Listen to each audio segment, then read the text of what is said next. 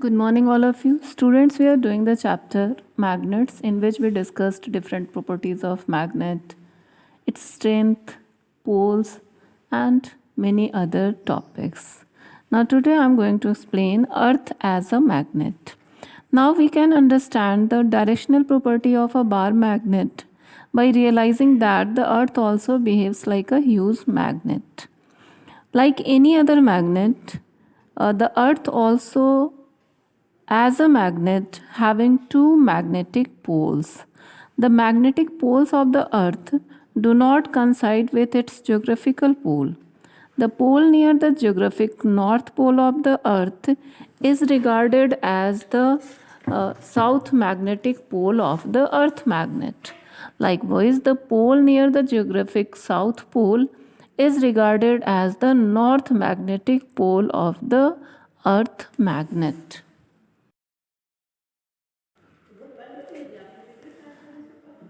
Okay, now how can we make a magnet? Magnet can be made in a variety of ways. Some of the methods are: number one, we can make a weak magnet by freely suspending an iron rod in the north south direction and gently hammering it repeatedly at one end. Second one, we can also make a magnet by moving a bar magnet along the length of an iron rod a large number of times, always in the same direction. Now, third one, when we place an iron rod or a steel needle near a bar magnet for some time, the rod or the needle is observed to acquire some magnetism. But the magnet made by any of these methods would not be a permanent magnet. It will lose its magnetism after a short interval of time. Now, finding direction by using a magnet. The directive property of the bar magnet has proved useful for mankind over the ages. A practical device based on this property is the magnetic compass. The compass consists of a magnetic needle pivoted at its center and free to rotate a horizontal plane. The needle is fitted in a horizontal box having a glass cover. The compass also has a dial with directions marked on it. In order to locate the directions at a place, the compass is placed away from any other magnet or iron pieces or any current carrying wires. The compass needle will then point along the north south direction at that place. In this way, we can use the compass needle to find the direction. The first compass was invented by the Chinese in the 12th century. Before that, Chinese sailors used magnetic needles for navigation on ships. The travelers used to find directions by freely suspending a natural magnet with a thread. Now, how can we make a simple compass? For that, we require a ball of water, a magnetic needle, and a plastic lid.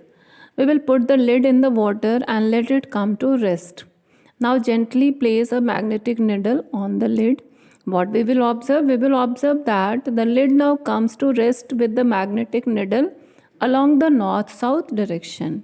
If we rotate the lid, what will happen? The needle again comes to rest along the north south direction. Now we can paint that ball with any color and mark the ends of the needle to get the correct indication of all the directions. In this way, we can make a simple compass. Now, some additional interesting facts about magnet. The first one, magnets tend to lose their magnetic properties when heated or mishandled. It may be dropped or hammered, then magnets tend to lose their magnetic properties. If magnets are not stored properly, their strength keeps on decreasing with time. Hence, there are special ways to store different types of magnets.